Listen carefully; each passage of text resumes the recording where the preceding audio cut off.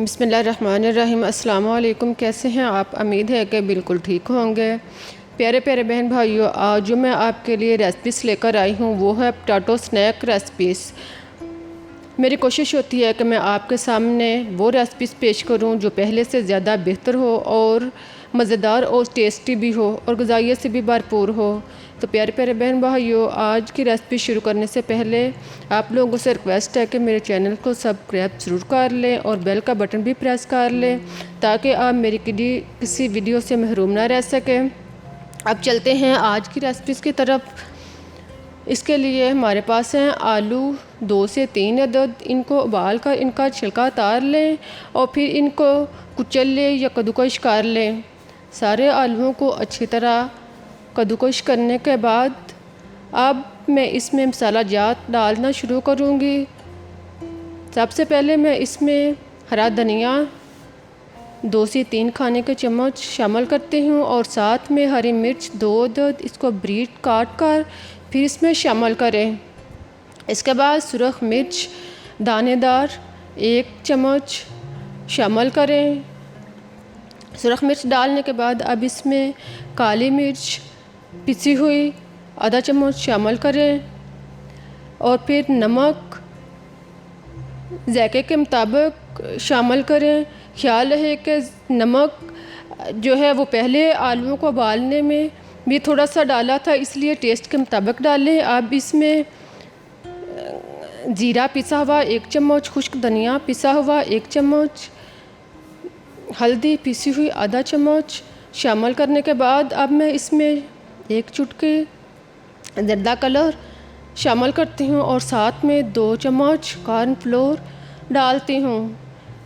इन सब मसालाजात को डालने के बाद अब इसको खूब अच्छी तरह मिक्स करती हूँ। इन सारे मसालाजात को खूब अच्छी तरह मिक्स करें और अच्छी तरह यकजां हो जाए तो इसको पहले हाथों पर थोड़ा सा ऑयल लगाएं और फिर थोड़ा सा मैदा लेकर इसको पहले हाथ में गोल करें और फिर नीचे रखकर आप इसको दोनों हाथों की मदद से घुमाकर इसको लंबाई में कर लें। इसको गोल लंबाई में करने के बाद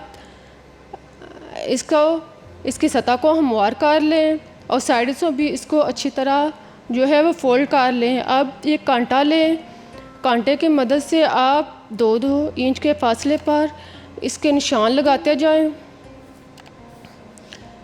सारे स्नैक पर इसी तरह निशान लगा लें। अब इसको कांटे की मदद से जितना एक निशान है इसको छुरी की मदद से काटते जाएं।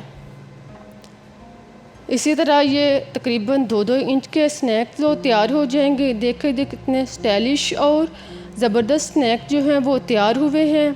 इसी तरह सारे स्नैक जो हैं वो तैयार करने के बाद अब 1 या 2 अंडा ज़रूरत के मुताबिक लें और इसमें आधा चम्मच चाट मसाला शामिल करें। चाट मसाला डालने के बाद अब एक स्नैक उठाएं और इसको अंडे में अच्छी तरह रोल करें।